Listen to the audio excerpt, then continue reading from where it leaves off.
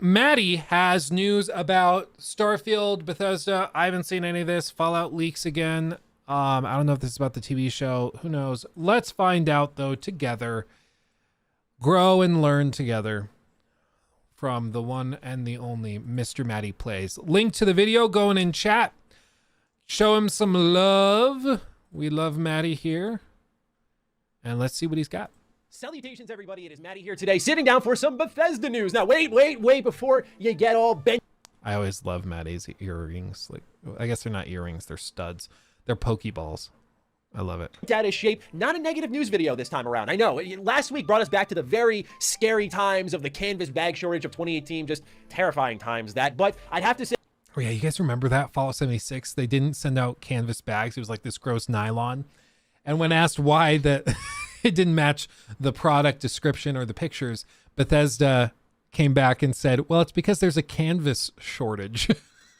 Which is like the stupidest excuse they could possibly come up with, because like they went and people on Reddit like hunted down the company that they hired to manufacture it and talked to them, and they're like, no, like we know, like there's no canvas shortage. They just wanted to do it nylon. They're like, how much is canvas versus nylon? Oh, nylon's way cheaper. I'm like, oh, well, there you go. That's why. You know? Yeah, bullshit shortage. Yeah, exactly. The whole thing, like, again, that was not that long ago. That's like 5 years ago. That's not that long ago. But that is the same company we're dealing with, okay? So when people give Bethesda the benefit of the doubt, I don't get it. I don't do that. I can't stand Bethesda management. And the thing is, Bethesda, all the managers are still there. The people that did all of that are still there. So don't think it's magically changed, okay? It's one of the most asinine things is when people are just like, oh, I'm sure it's probably better now. Don't give me that crap. Don't piss on my back and tell me it's raining, because I'm going to know you're lying. Say that the fall of Redfall 2023 managed to supersede anything of the canvas bag shortage of 2018, I'll tell you that. But ladies and gentlemen, we are going to discuss Redfall a bit toward the end of the video. However, the main subjects here are Starfield and its official US-based rating leaked by Bethesda themselves, and what that actually means for the violence section of the game, which is important. There's a lot to be said about it. And then also, we're going to get into some leaked Fallout set photos, because there are more, and some of them, man, just, Amazon. I'm impressed. I'm about to take my biggest L of all time. I can't believe it, but I can't. Do you guys think the Fallout show will be good? Do you think it's going to be even close to like The Last of Us on HBO or any of those? Like, do you think? I'm worried it's going to be another Halo thing where it's going to like look the part. It's going to be really visually impressive, or like Lord of the Rings on Amazon. I'm going to be like, it might look really good, but I'm not sure if the story will be there, because I don't know. I don't know. I'm very interested though. I'm intrigued. But let's just say I wouldn't put a lot of money on it. Matty comes across as a genuinely happy guy, even when he's doing a bad news video. Yeah, I freaking love Matty, dude. I love Matty. Like, I tweeted, I sent him like a DM, like the other day. Just like, hey, do you want to do another collab? I want to tackle this, blah, blah, blah. And he shoots back and it's like, oh yeah, hell man. Yeah, man, hope you're doing well and all that. Like, he's just a chipper fella. And he's doing really well. He's making big steps in his personal life. I don't know if he got married. I'm pretty sure he got engaged recently. I don't know if the wedding happened, but he's on his way. He's working. So I'm glad he's doing well, you know. Can't wait to see the show. Here's hoping that trailer's on the way. But ladies and gentlemen, if you're new here, you're into Bethesda news and information. If the last week was anything to go off of, when things pop off, your boy's right on top of it. So thank you so much for tuning in. Thank you for all your support lately as we steamroll our way to that Xbox game showcase with the Starfield Direct, where I imagine there'll be a lot to talk about. But before any of that Bethesda news, allow me to tell you about today's sponsor. The following video is brought to you by... It's just me, or is it like kind of stuttering? I think it's kind of stuttering. Let me try refreshing. Gluten-free, allergen-free, and can off your first month with Ritual by going... Those just look cool. I don't know what that is. Starfield, let's get right into it. So last we spoke about Starfield's rating, it was in Australia. Now, Australia has been aggressive on the ratings board in the past. What we learned through the Australian ratings board with Starfield was that drug use would be a thing you see pretty often in Starfield. And this would make... Yeah, Rocky. Go ahead. Try to reach out to him. That'd be super cool. Yeah, if he wants to have a conversation about like the impact of AI in game development, that could be super cool. Because he messed around in Unreal Engine. I think it'd be fun to talk to him. Maybe if he wants to come on for a segment on Friday or Monday or something, that could be cool. Makes sense because we learned about Neon in one of the game's early trailers, which is defined as a pleasure city with a brand new drug present there. Pleasure City! Guess where I'm going to be the whole game. I'm never leaving. And given Bethesda Game Studios' history in Australia, where they had to change morphine to medics in Fallout 3, it wasn't. Oh yeah, dude, you Aussies are so weird. You guys are so weird. That like, oh no, this video game has morphine in it. We can't do that. That's not God's way. Medics, that's fine. Whatever. Oh, it's the same exact chemical, but it's just called something different. Yeah, that's fine. That's fine. But how dare you say morphine? Like, what are you guys doing? What are you guys doing? You guys are crazy. Wasn't too surprising to see Australia went hard on this again. When you see something restricted for 18 plus, that's a pretty aggressive rating, and oftentimes for the ESRB, for here in the West, it softens a bit. What we do have, thanks to Starfield's own updated banner over on Twitter, is some information that you may find interesting at that. So if you go ahead and check out the new banner, you'll see up close and personal, Starfield is rated M, 17 plus, for violence, blood, suggestive themes, strong language, and use of drugs. Yeah, baby. I'm always very intrigued. Maybe somebody in chat has like an explanation for me, but I like, do they just go, the rating agency, do they just go to Bethesda's office and then like sit down? Do they play through the whole game? Or do they like ask the devs for a list of all the problematic things that might be in the game? Like, how does this actually work? Because I mean, they're still working on the game, and I can't imagine that like the ESRB is going to send guys to go and do a completionist run of the game. Or maybe they do. Or do they just like go to the studio and say, hey, give me a list of all the stuff that happens in your game, problematic, not problematic, all of that. And then they have to do that. But like, what happens if they lie? Do they get fined?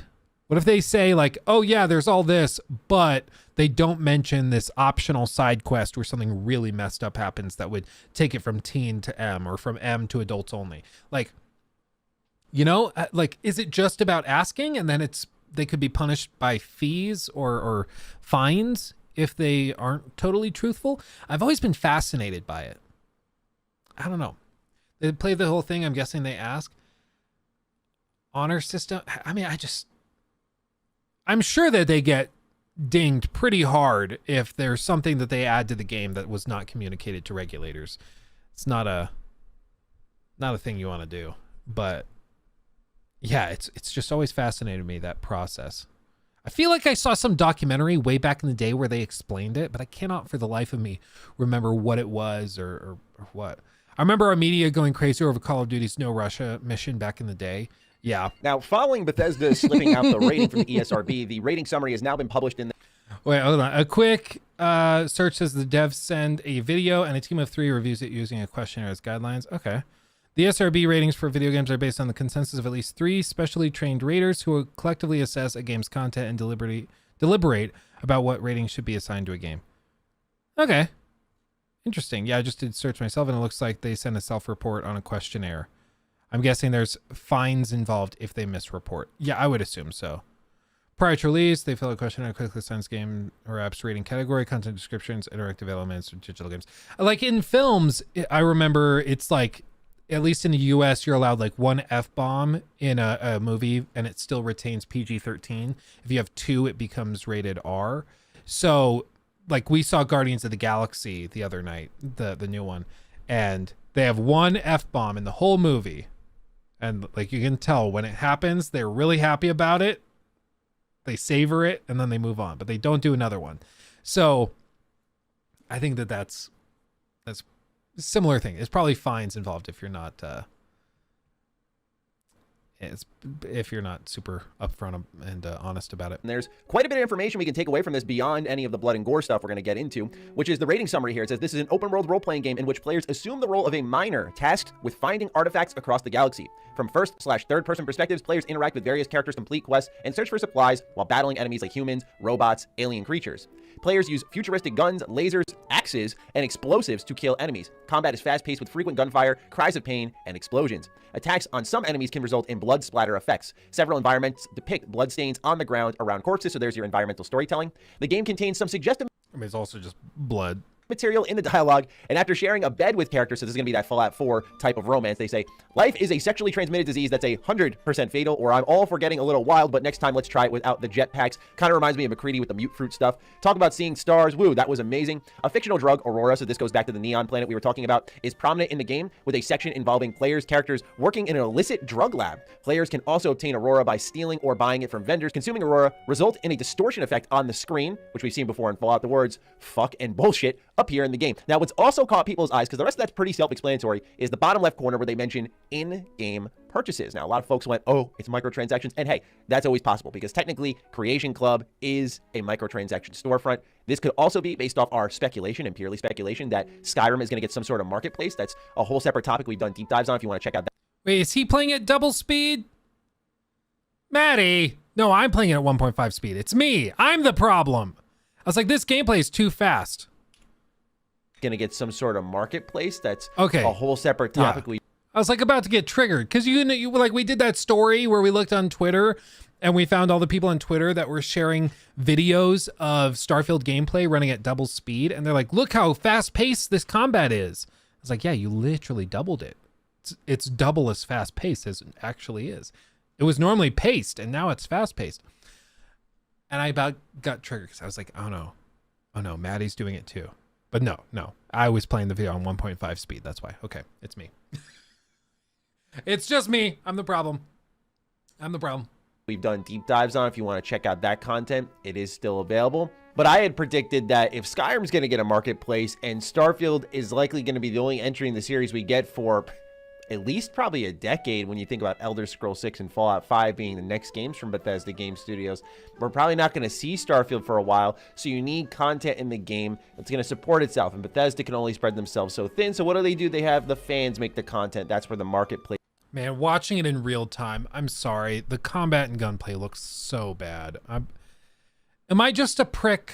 Am I a prick? I think this looks so terrible. I think it's because they're hip firing a lot and their movement is terrible. I think it's more the person playing, but man, this does not look good. We're probably not going to see Starfield for a while, so you need content in the game that's going to support itself, and Bethesda can only spread themselves so thin, so what do? They have the fans make the content. That's where the marketplace comes in, and they can sell stuff that fans make, kind of like what Minecraft does. That's theory number 2. And then number 3, which is the definite one and why this is listed here, in-game purchases, does mean, DLC. This does mean, hey, you bought an expansion pack, that type of stuff. So I wouldn't go crazy yet. Of course, we can hold ourselves back until there truly is something to react to. But there's actually decent amount of information here, from a new weapon type, like an axe, to some of the suggestive dialogue. Can gunplay be all that different from Fallout 4? I wouldn't think so, but it seems that there's something going on here because it doesn't look as good as Fallout 4 did. But it's also, we've only seen a couple of weapon types, so that could also be the other part of it. But man, just came back after an hour in a meeting, and now I need to watch it 2x speed to catch up. Matt, you're doing it. You got it. It's completely fair. The thing, most people, fans aren't there for the combat. That's true. Aurora does when you consume it, that there is going to be blood splatters on the environment, which I think we assumed would at least be the case. No gore is mentioned here, as we discussed earlier, and in-game purchases. So that's the other thing. It seems that they removed the gore system entirely. So Fallout 4's gore system, not a thing here. There's going to be no like dynamic kill cam, that cinematic thing where you shoot somebody's arm off and then the camera goes slow-mo. That apparently is completely gone, which I'm not necessarily super pissed about, because it's okay that this game is different from Fallout. I think that's okay. If it's just Fallout in space, there are certain expectations that come with that. But if it's something totally different, I'm interested. My hope is that they're getting rid of the gore system and replacing it with something else. Like they're making up that computational cost. They're going to be getting a benefit in some other facet with that. Like they got rid of the gore system, but now they can run at higher resolutions or higher frame rates. That would be my hope. I don't know. A lot to take away from the rating summary, indeed. Now you'll look at this and go, okay, Maddie, well, you're really starving for Bethesda news, aren't you? It's like, actually, no. One thing that we picked up on during the 2022 gameplay reveal for Starfield was when your man took out the double barrel shotgun and let loose on someone about 2 feet away from you. No blood, no gore, Yeah. nothing. And that was a little bit disappointing, but we were wondering, is it on quality mode? Is it just an early build where this stuff has yet to be implemented? But the big thing was, is there going to be that ridiculous gore factor that we saw in Fallout 4, in Fallout 3, in Fallout New Vegas? Or would that just be specific to that series? Because even in something like Skyrim, you could decapitate your foes when you get the right perk upgrades. So what I did was a little bit of digging just to see what some of the descriptions and breakdowns for, respectively, Elder Scrolls V Skyrim and Fallout 4 were. Let's start off with Skyrim, where you'll see just a brief snippet says, blood and gore, intense violence, sexual themes, and a use of alcohol. Again, going back to the drugs specifically rather than alcohol. Yeah, blood and gore. Skyrim, I think that again leans heavily into that. I don't think they said that in the video or in the description. Now, moving it over to Fallout 4, you'll see the description is blood and gore, intense violence, strong language, and again, use of drugs, which we already know how that works in Fallout. Now, you'll notice both these games had blood and gore. However, if you go back to Starfield, you're going to see that it was just described to have blood, no gore. So what this likely means, I mean, it's self-explanatory, right? The enemies will bleed, but you're not going to probably be bursting them to bits. I also think in that gameplay that we saw, there was like when you shot people, there was like a blood splatter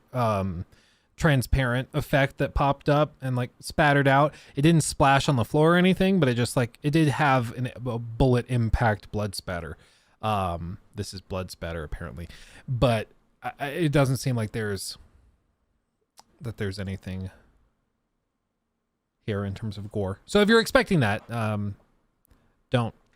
It's taking off their head. I don't imagine any limbs will be removed in this game. So keep that in mind. Then again, though, when you look at something like Star Wars Jedi Survivor, you were able to remove the limbs of enemies. So sometimes gore, I guess, isn't factored in that way if there isn't blood surrounding it. I don't know how exactly the ESRB fully breaks that aspect down because, again, you're chopping off Stormtrooper arms, not legs, just arms, and maybe that's the lowest you can go before you're pushing into that M rating. But it doesn't outright completely cancel it out. But I would say just get your expectations in check. It's also interesting to see strong language is a factor, although I feel it was somewhat expected because Starfield looks to be shooting a bit more mature, if you will. Whereas something like Elder Scrolls, you're not going to see a ton of cursing. Like, you'll hear gods be damned, but none of that like Gods F word, be damned. S word. Yeah, you know what I'm talking about. Sorry, I don't trust YouTube demonetization. I don't censor myself like this often. But that's what's going on with the Starfield rating. Just a little bit of a breakdown so you can get an idea of what to expect. Obviously, we're just a short couple of weeks away now, so we'll lay eyes on it. And maybe this ends up being wrong, but that's just my analysis of the ratings breakdown. Let's go ahead and move on over to the Fallout TV show. As I mentioned before, these leaks continue to help Bethesda, continue to help Amazon out. Originally, there was really no faith. The question around a Fallout TV show was quite strong. Like, why are we going to do this? But at this point, I feel like Amazon has to know it's working in their favor. I mean, the amount of videos, screenshots, just blatantly on set. Now they're no longer in this blurry, awful quality. We're getting pretty clear-cut shots of things happening, but note that there's no real story details, script details.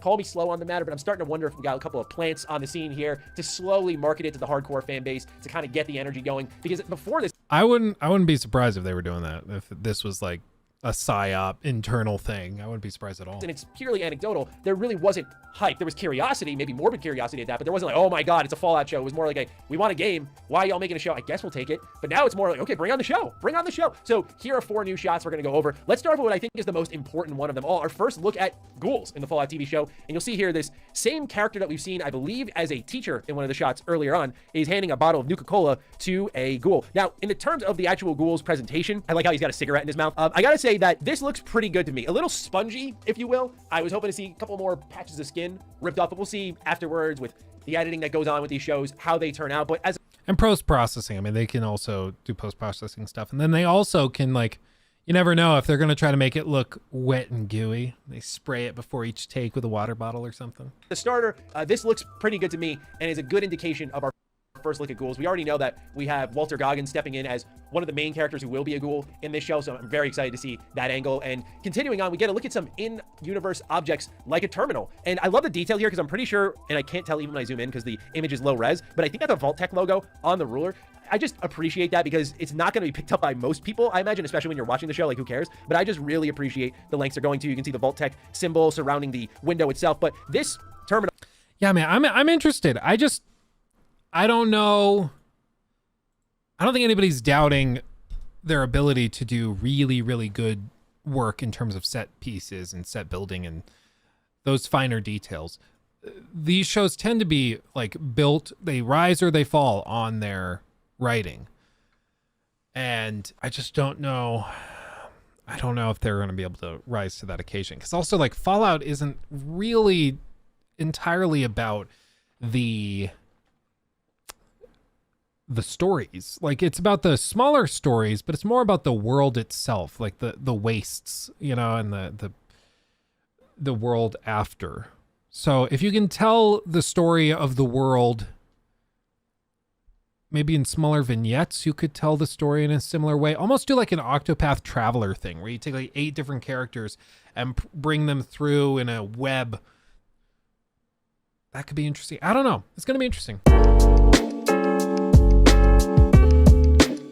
He took my thing.